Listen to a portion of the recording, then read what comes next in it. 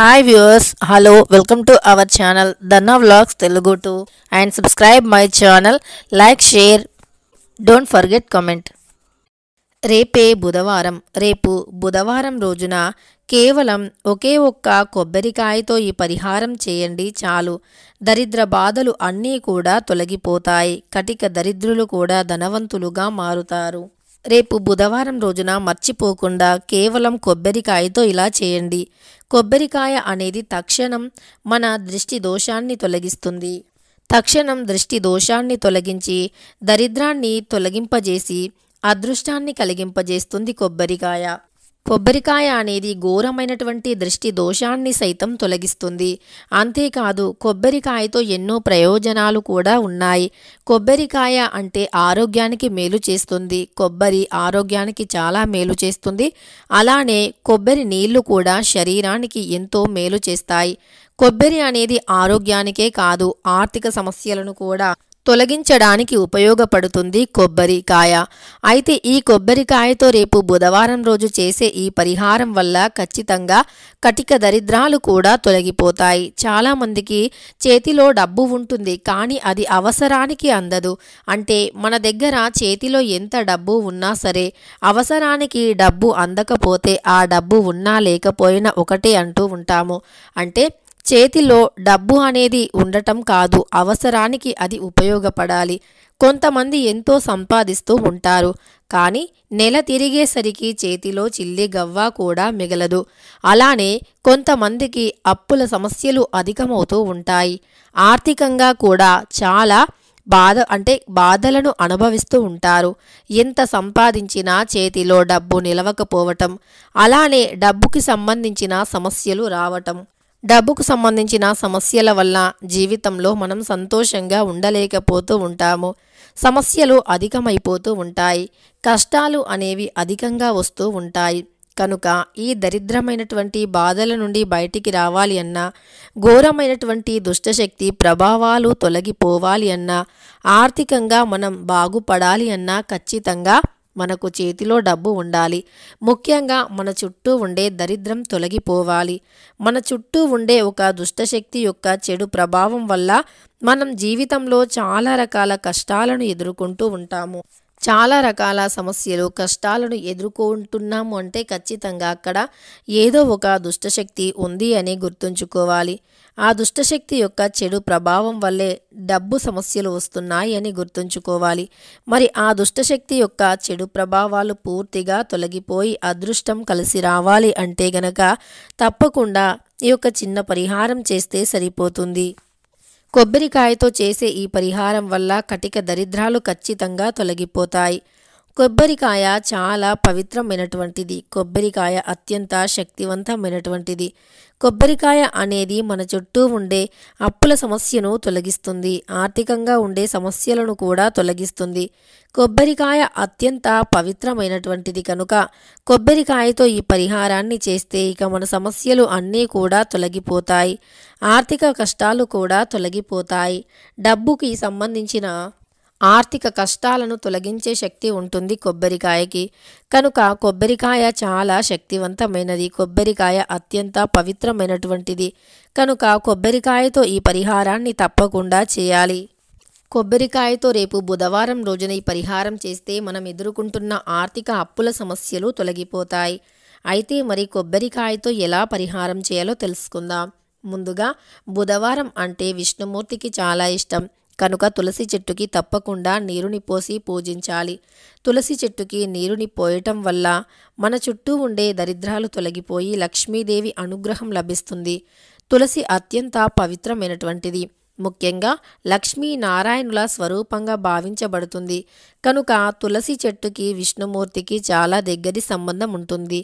మర్చిపోకుండా ప్రతి బుధవారం ఎప్పుడు పోసినా పోయకున్న తులసి చెట్టుకి ప్రతి బుధవారం నీరు కొన్ని పాలను కలిపి పోయాలి. ఇలా చేస్తే లక్ష్మీనారాయణుల అనుగ్రహం లభిస్తుంది. అంతేకాదు తులసి ఆకుల మాలను బుధవారం రోజున విష్ణుమూర్తికి సమర్పించాలి. వీలైతే మీకు దగ్గరలో ఉండే రాగి చెట్టుకి కూడా ప్రతి బుధవారం పాలను కలిపి నీటిలో కొన్ని పాలను కలిపి ఆ నీటిని రాగి చెట్టుకి పొయ్యాలి. ఇలా చేసి రాగి ఆకు దీపం పైన కొద్దిగా పచ్చ కర్పూరాన్ని వేస్తే గనక సంపూర్ణమైనటువంటి లక్ష్మీనారాయణుల అనుగ్రహంతో జీవితంలో డబ్బుకి లోటు అనేది ఉండదు. అయితే తులసి చెట్టు, మరి రాగి చెట్టు అంటే రాగి ఆకుని కోయవచ్చా? రాగి ఆకుపైన దీపం వెలిగించాలి అంటే రాగి ఆకుని కోయవచ్చా అంటే బుధవారం, గురువారం అలానే ఏకాదశి రోజుల్లో రాగి ఆకుని కోయకూడదు. కానీ రాగి ఆకు కింద రాలినది ఉంటే ఆ రాలినటువంటి రాగి ఆకుని తీసుకొని వచ్చి శుభ్రం చేసి ఆ ఆకు పైన దీపం వెలిగించాలి. ఇలా బుధవారం రోజుల్లో చేస్తే గనక అప్పుల సమస్యలు తొలగిపోతాయి. పరిహార శాస్త్ర ప్రకారం రాగి చెట్టుకి చాలా మంచి ప్రాముఖ్యత ఉంది.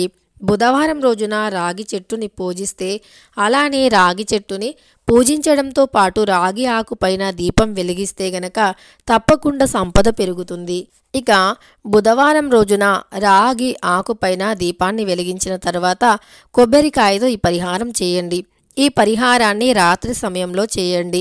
అయితే ఈ పరిహారాన్ని రాత్రి సమయంలో ఎలా చేయాలి, ఎందుకు చేయాలి అంటే మనకు రాత్రి సమయంలో చేసినటువంటి పరిహారాలకి మాత్రమే మంచి ఫలితం వస్తుంది.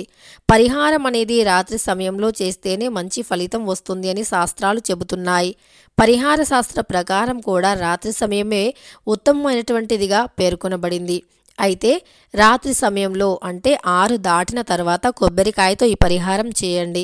దీనికోసం ముందుగా ఒక కొబ్బరికాయను తీసుకోండి, పీచుని తీసేయండి. తరువాత పైన అంటే నిండుగా కొబ్బరికాయకి పసుపుని రాయండి. పసుపు బుధ మరియు గురుగ్రహానికి చాలా ఇష్టం. ముఖ్యంగా విష్ణుమూర్తికి కూడా పసుపు అంటే చాలా ఇష్టం.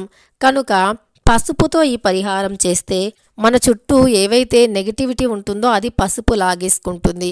నిజానికి పసుపు దైవశక్తితో పాటు దుష్టశక్తిని లాగేసే గుణం కలిగి ఉంటుంది. పసుపు అందానికి, అలంకారణీయానికే కాకుండా ఆర్థిక కష్టాలను తొలగించటానికి కూడా ఉపయోగపడుతుంది. పసుపు లక్ష్మీప్రదమైనటువంటిది కనుక పసుపుని కొబ్బరికాయకు నిండుగా పోయాలి. ఇక పసుపు మరియు ఈ యొక్క కొబ్బరికాయ రెండూ కూడా చెడుని ఆకర్షిస్తాయి. ఈ రెండూ కూడా చెడు దుష్ట శక్తులను ఆకర్షిస్తాయి. కనుక పసుపు మరియు కొబ్బరికాయ రెండింటినీ కూడా ఆ యొక్క అంటే చెడుని ఆకర్షిస్తాయి.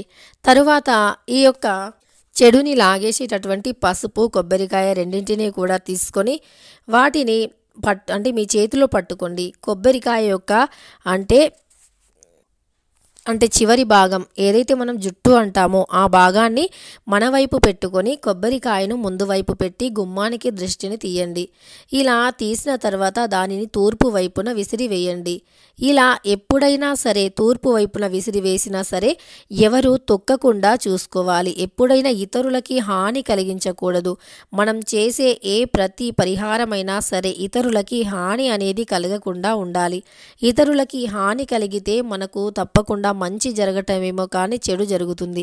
మనం చేసే ప్రతి పని, పరిహారం ఏదైనా సరే ఇతరులకి హాని కలగకుండా ఉండాలి. మనకు మంచి జరగాలి కానీ ఇతరులకి హాని జరగకూడదు.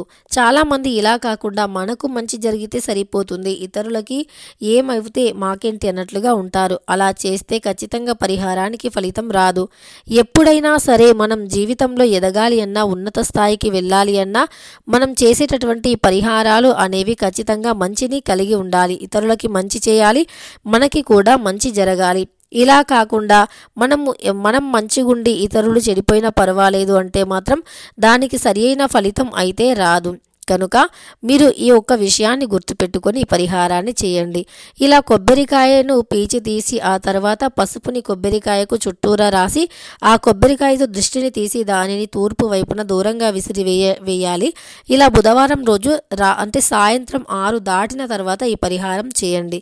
ఇలా చేస్తే ఖచ్చితంగా మన సంపద పెరుగుతుంది, మన అదృష్టం పెరుగుతుంది, మన దరిద్రం అనేది తొలగిపోతుంది, అదృష్టం అనేది మనల్ని వరిస్తుంది. కనుక మర్చిపోకుండా ఈ పరిహారాన్ని చేయాలి. ఈ పరిహారాన్ని రేపు బుధవారం రోజున చేస్తే ఖచ్చితంగా అద్భుతమైనటువంటి ఫలితం ఉంటుంది. అద్భుతమైన గోచారం నడుస్తుంది. కనుక అంటే బుధవారం అంటేనే విష్ణుమూర్తికి ప్రీతికరమైనటువంటిది. ఇక అంటే బుధవారం అంటేనే కాదు, పసుపు రంగు దుస్తులు అయినా పసుపు రంగు పుష్పాలు అయినా విష్ణుమూర్తికి చాలా ఇష్టం. కనుక బుధవారం రోజున పసుపు రంగు పుష్పాలను విష్ణుమూర్తికి సమర్పించి పసుపు రంగు దుస్తులను ధరించి పరిహారం చేస్తే గనక ఇంకా మంచి ఫలితం వస్తుంది. చెడు పూర్తిగా తొలగిపోతుంది. నరదృష్టి, ఘోరమైనటువంటి దృష్టి దోషాలు సైతం తొలగిపోతాయి. ఇక తెలుసుకున్నారు కదా రేపు బుధవారం రోజున కొబ్బరికాయతో ఏ పరిహారం చేయాలి అని. వీడియో నచ్చితే లైక్ చేయడం మర్చిపోకండి. ఇలాంటి ఎన్నో వీడియోస్ కోసం ఛానల్ని తప్పకుండా సబ్స్క్రైబ్ చేసుకోండి.